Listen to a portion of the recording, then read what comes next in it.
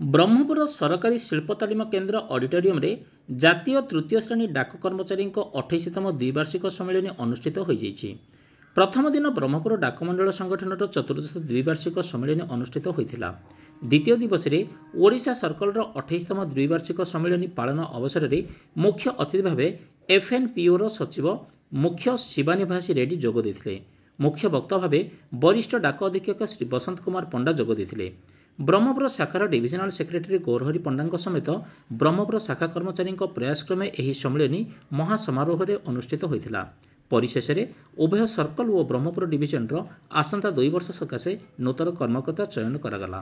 Bureau report आंचलिक वार्ता।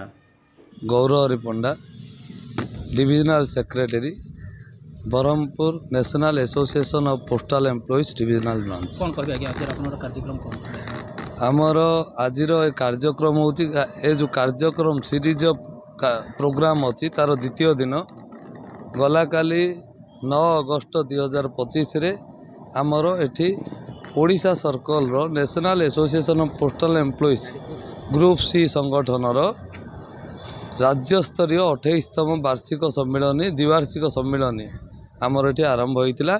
आज द्वितीय दिन गता काली आमर ये द्विवार्षिक सम्मेलन प्रारंभिक कार्यक्रम पताका उत्तोलन एवं ता सहित आमर संध्या बेले ब्रह्मपुर डिविजनाल ब्रांच रो 14तम द्विवार्षिक सम्मेलन होइछि। आज ओडिशा सर्कल रो द्विवार्षिक सम्मेलन 28तम द्विवार्षिक सम्मेलन होछि। क्रम रे आमर एफएनपीओ रो जनरल सेक्रेटरी शिवाजी वासुरेड्डी मुख्य अतिथि रूप आछंती। स्थानीय Brahmapur senior superintendent post offices Shri Basant Kumar Panda मुख्य वक्ता रूपे अच्छा।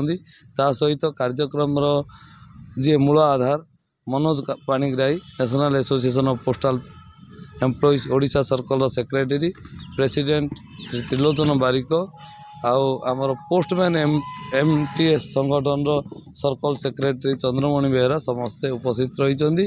यही जो कार्यक्रम द्वारा आमर कर्मचारी माने जो डे टू डे लाइफ रे विभिन्न समस्या सम्मुखीन होती से जिनस को सचिव और मंत्री स्तर में पहुँचापी ये गोटे प्लाटफर्म। ता सहित यह द्विवार्षिक बंधु मिलन आर अन्य एक आधार होमर जो 2 वर्ष थे आमर कार्यकर्ता जो चयन हुए डिविजन स्तर राज्य स्तर से सब काली से सब निष्पत्ति आमर ओडिशा सर्कल सेक्रेटरी भाव मनोज पाणिग्राही को आम सर्वसम्मत क्रमे मनोनीत कर।